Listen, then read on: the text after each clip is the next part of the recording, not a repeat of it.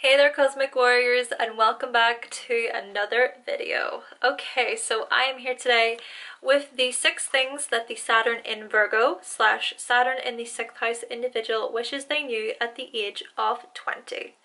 Now, the whole premises of this is that we are addressing the Saturn return, okay? So the thing about this is that the Saturn return happens every 28 to 30 years, okay?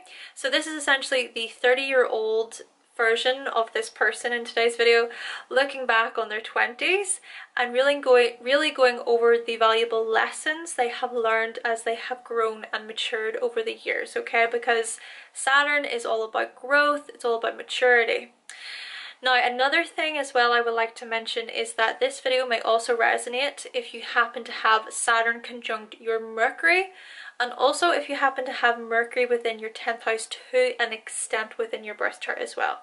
However, before we do get started, if you would like to know more information all about your Saturn sign, your Saturn house, as well as your Capricorn house and your 10th house within your natal birth chart, then I have created a Capricorn season / archetype ebook. So what I am going to do is I'm going to provide a link to that ebook in the description box so that you can pick up your copy today if you would like. Alright, so with all those introductions out of the way, Saturn in Virgo / Saturn in the 6th house, let's do this.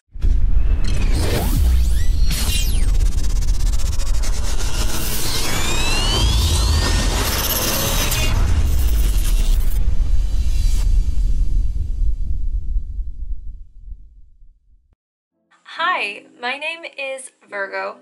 I am 30 years old, and here are the 6 things that I wish I knew at 20. So the first thing I wish I knew at 20 is that there is only so much you can achieve in one day, and that you're not a bad person if you don't meet your daily requirements.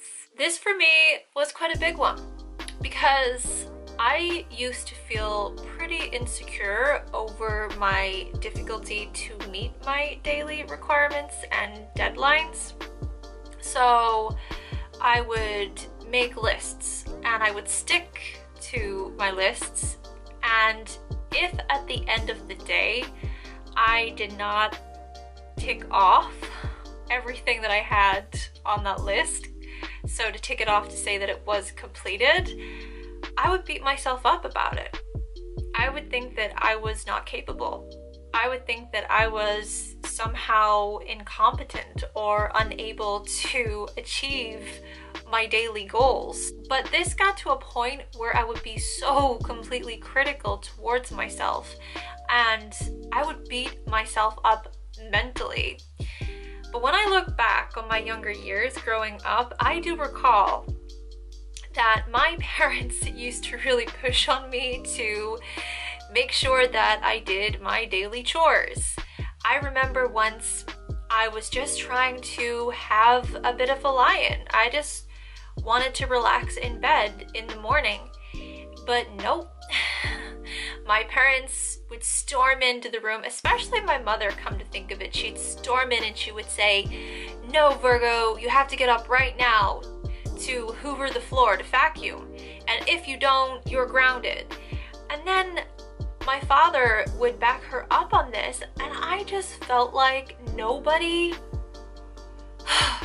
had my back. It was just my parents against me, wanting me to complete these chores, and if I didn't, there would always be consequences. I would always get punished. I even remember my parents telling me that if I didn't come to church on a Sunday, that would mean that I would have to cook the dinner instead. And I was thought to myself, how is that fair?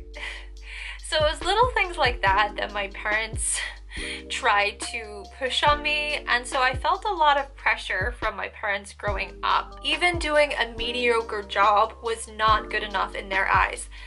I remember them analyzing, especially my father. He would analyze what I just did and then point out little tiny things that I had to redo. And it just felt like this never-ending cycle of doing the chore, having it checked over, it not being good enough, redoing the chore, having it looked at again, and so it went on and on and on. And I can't help but feel like from those experiences whenever I was younger, it made me into quite the busybody, into someone who now, like I was saying, that if I don't achieve everything that I set out to do in one day, that I failed. I've completely failed. And I can also see how this outlook fed into other things, and it fed into me having this fear of failure. So even when it came to studying, to my exams, I made sure that I put in the time and I put in the effort and the research in order to get good grades. And whilst I can see how all of this did actually benefit me, right? Because it meant that I would go in and I would want to really perform very, very well. Still, at the same time, it led to me finding it difficult to actually congratulate myself and to actually recognize myself and to even just enjoy the day-to-day stuff rather than seeing it all as just hard obligations that I must do and I must complete. Not to mention, I found it so difficult to just switch off, to relax. There'd be sometimes I would just be lying there in bed, just relaxing, reading, and then there would be another task in my brain saying, right, I gotta do this. So I would stop reading, stop relaxing to go and do it. And then when I go back to relax again, and another thing would come up. And so what I've come to learn, being the age that I am now, is that I am not a failure just because I don't achieve every single little thing, every single task that I'm supposed to do, or that I felt like I thought that I was supposed to do in one day. No, no, no, Virgo. That can wait. That can wait till tomorrow. You know what? It can even wait till next week. Second thing I wish I knew when I was 20 is really how to know the difference between self-critical and repressive words and thoughts, between those and critiquing and useful words and thoughts. Growing up, I would look at the tiniest of flaws on my body, around my environment, and focus on them almost to the point of insanity. I could not take my focus off them, and so I felt like I had to fix them there and then. And I realized just how that correlated with me being super, super critical towards myself over the smallest of things. I would see certain imperfections as imperfect, but yet when I went on to ask other people about what they saw something completely different. They didn't see it as imperfect at all. They actually saw it as really good. So I realized that that was my own perspective. It was my own filters, analyzing my environment, analyzing myself, and kind of believing in certain false narratives. I would also use perfection as a way to gain recognition. So I would make sure that everything on my face was done perfectly. Every single nail was done perfectly. All my clothes were ironed perfectly. And in a way, whenever I kind of did this as a way to wish that other people would recognize it and notice, but no.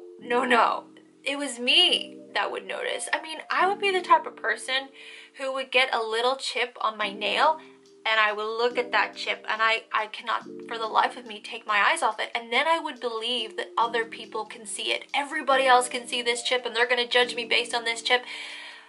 Oh, that was this voice, this critical voice that just could not stop focusing on these little things that really in the long run do not matter.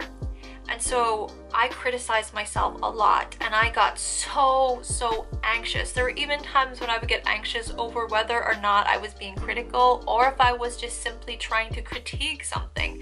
So for me, I really had to learn that distinct difference between getting super critical into something and trying to almost find the flaws and imperfections of what I perceived, but also trying to see it as, well, no, critiquing can be a beneficial tool.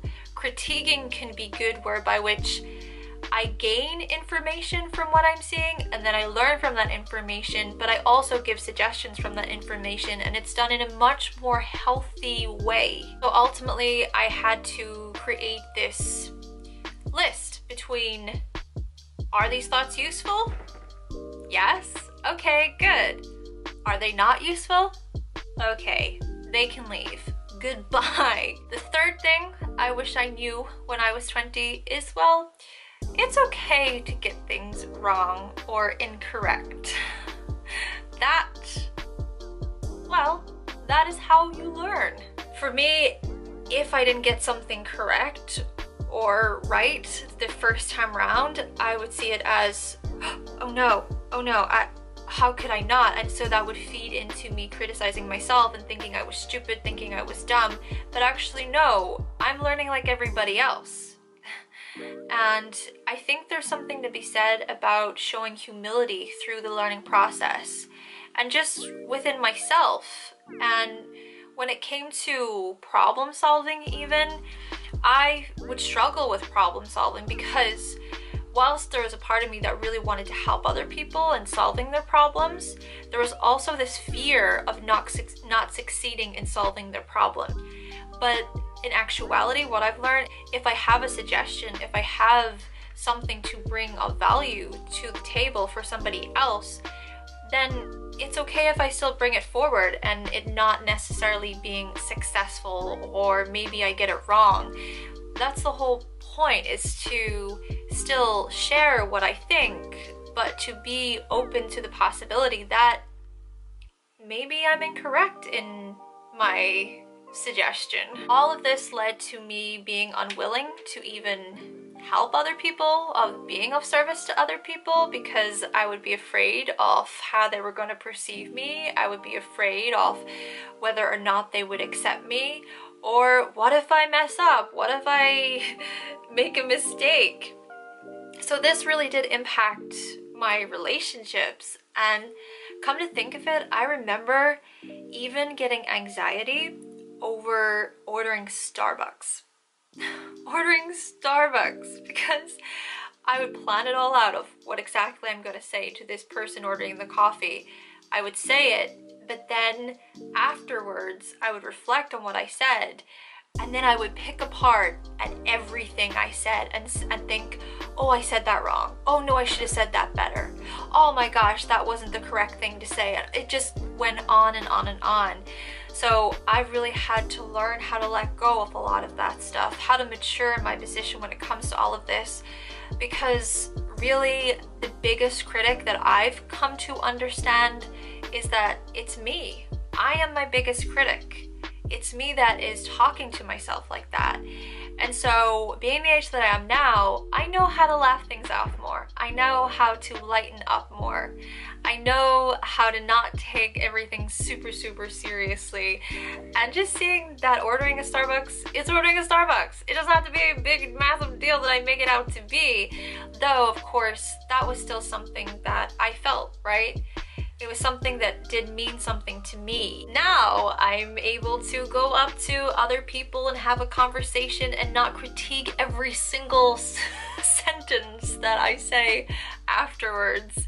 And even if I do say something that's maybe incorrect, whatever, who cares? Just brush it off. It's not the end of the world. And this kind of leads on to the fourth thing that I wish I knew at 20. And that is that you don't have to always have everything prepared and planned out. Yeah, for me, in my mind, whenever I'd set out to do a plan, I would think of all the different areas that would be impacted by that plan, and then I would plan from those areas. So for example, when it came to my career choices in life, I had this vision of what I wanted to be, and I really, really wanted to be a nurse. And today I actually am a nurse. I love what I do so much, but back then when it came to choosing the right subject to study in order to become a nurse, that was part of the plan. But from that one plan, I went off into all these other plans, to the books that I had to buy for the course, to the relationships that I thought about, who I would meet essentially through this course, to the finances. I would just think about every single planned out situation, and I would cover all areas. And whilst I do see a benefit in doing that, and it is a really good way to prepare, at the same time, I do realize looking back that I just never wanted to appear like I didn't have things organized, or that I didn't know what I was doing. But looking back on my 20s, well, I realized that no, I don't have to have every single thing figured out. And whilst, again, it's good to have some sort of strategy and plan in place, I don't know what's going to happen tomorrow, right? I don't know what's going to happen the next week. I don't know what's going to happen the next month. Anything could have came along to disturb the plan that I had set out, which is kind of funny because if anything did, I would freak out. Anything that didn't fit into my plan, I would look at it as such a mental breakdown, and I would have to restructure everything. So it was this constant learning process through that, and actually just being able to let go of certain situations that were not within my control.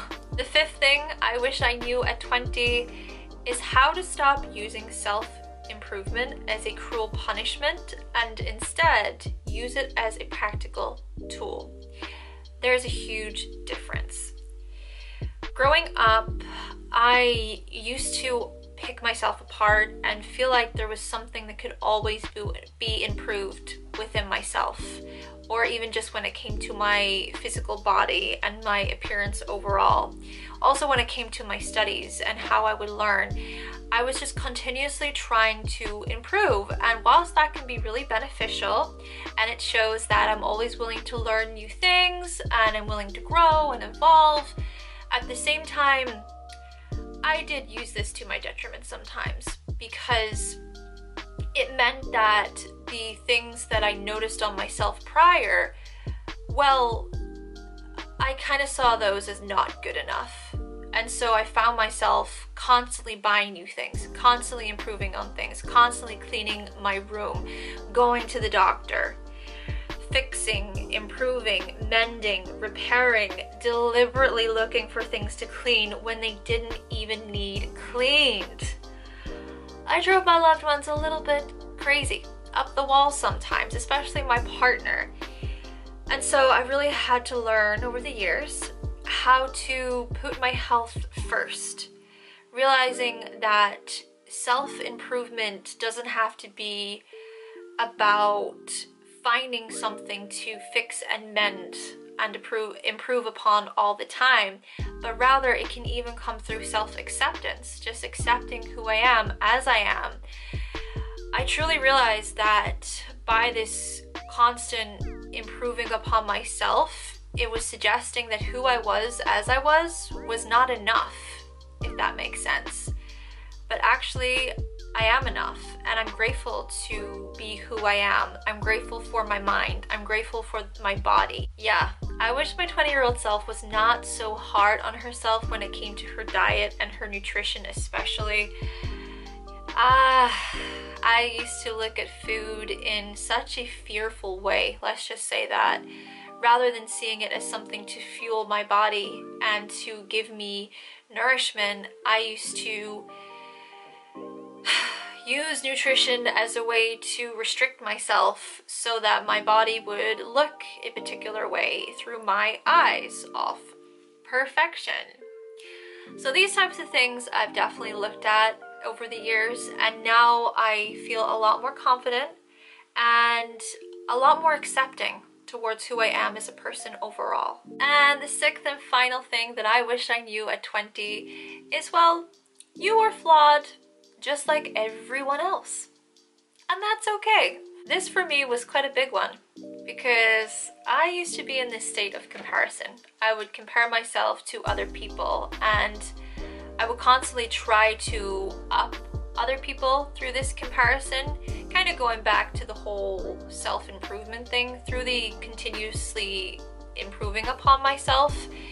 It was almost like I was trying to outdo myself. I was always trying to do it better than I previously did it.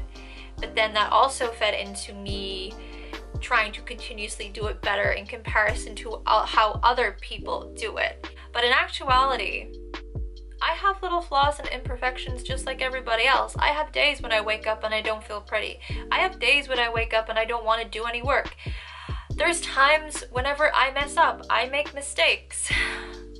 So if anything, I really wish my 20-year-old self knew how to humble herself a lot better, because today I would say I know a lot more about humility, and I accept that I make mistakes, but at the same time I also try not to get that mistaken with thinking that there's always something wrong with me as well. Because anytime, again, you know, kind of going back to what I've been talking about, anytime I would make a mistake, I would think that there was something wrong.